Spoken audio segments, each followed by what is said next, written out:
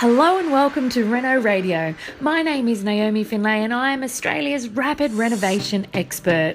And each week I will be bringing you valuable tips, information and amazing stories from around the world about renovation. Helping people create wealth through renovating is my passion, as well as creating healthy, wealthy and beautiful spaces to live in and to share. Thanks for spending time with me today. Now let the show begin. Hello everybody, it's Naomi here, your rapid renovation expert. And it's super important during this renovation journey to know the ins and outs of private treaties, right? This information is really handy to know when you're putting your property up for sale. But what about when a house that you've got your eyes on is going to auction? How do you even go about buying it? And how do you avoid getting caught up in that hype and ending up paying way more than you wanted? So auctions can be a little bit more nerve-wracking and they can be fast-paced, much more fast-paced than a simple sale. And that's why it's good to know the process, even if you're not looking to buy a property at auction right now, because once your business kicks off in renovating, you never know where your next deal is going to come from. And it could actually come from an auction.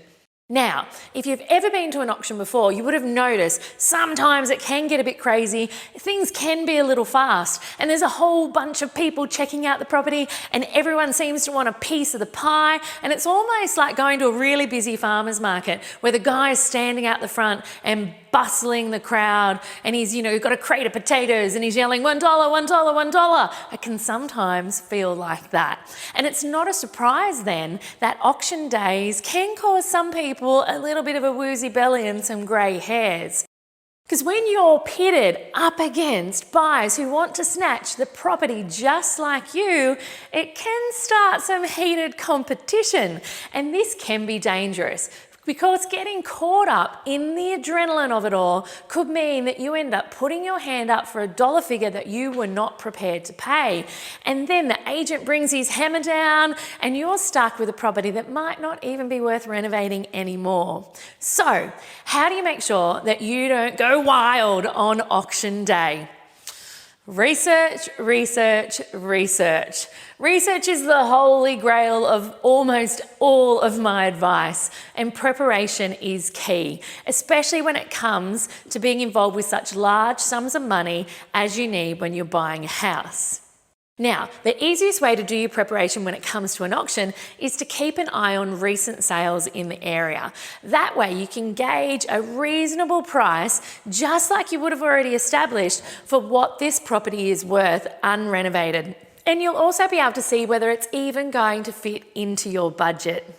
Now, the other thing that you should be doing is attending auctions in your area. Not because you want to buy those properties, because that will give you a really good idea of what an auction will feel like. That way, when you get used to the whole atmosphere and the process and see how other people are bidding and how other people are buying, it will be very similar to the one that you attend. So then when it comes to your actual auction process, there can be some pretty confusing terminology, but you'll at least be comfortable with the atmosphere. So what I'm going to do now is to help with this terminology, we're going to go through a couple of the main things that you should know before you attend an auction. And the first one is the reserve price. So an auction is it's not just a free-for-all, it's not a market bonanza where as long as someone comes along, they're going to get the property. Because the sale by auction though, it is really a competition out in the open, there does need to be some limits. Otherwise people would start off with crazy, ridiculous low prices, hoping they're going to score a bargain. So to avoid being left short-handed as the owner of the property, they have the opportunity to set a reserve price, which is the lowest amount that they're hoping to sell the property for. So this dollar figure, you could say, I guess in layman's terms, it's a secret number that people bidding don't know. So if the bidding on the property does not reach this secret price, this reserve, then the agent will generally pass the property in, we'll get to that in a minute, and then start negotiating with the highest bidder and the owners of the properties to see whether they can meet in the middle. The next term is falling of the hammer. Now, this isn't talking about an episode of Judge Judy. This is where the agent up the front, the one taking the bids, signals the end of the bidding race. He may or she may or may not actually have a hammer with them. Often it's a rolled up booklet or a rolled up contract that they're using. So whatever they use, this fall of the hammer is usually signaled by the words going once, going twice, sold to the highest bidder. Once the agent says those words, that's it. The bidding is done. No more hand raising and no more adrenaline rushes unless you're the successful bidder. So if you were the highest bidder, congratulations, the property would be yours. All you'd need to do would be go sign the paperwork and hand over the deposit. Now, another auction term is being passed in. It's the third term I want to describe to you. And what this is about is when an auction does not reach the finish line. This is when the agent has tried to squeeze as much as he can out of the bidders in the audience, but the hand raisers have dried up and the highest bid is still too low. It doesn't meet that reserve. So in this case, the hammer will not fall and the property will be passed in.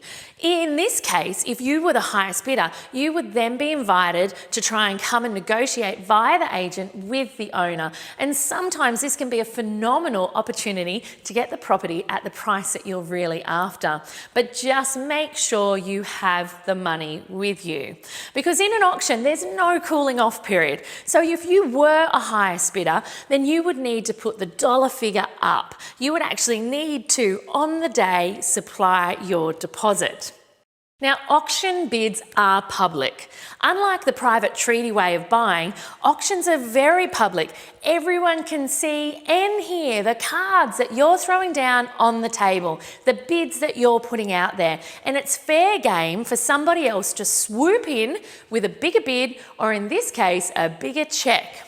Does this mean that you should hide away in a corner somewhere when an auction's taking place? Of course not. Absolutely not. If you want a property, stand tall, be confident, and when you throw your hand up for a bid, just remember there's a difference between being confident and getting caught up in trying to beat everybody else. The first keeps your budget in mind. The second risks blowing your budget as well as your end profits before your renovation's even started.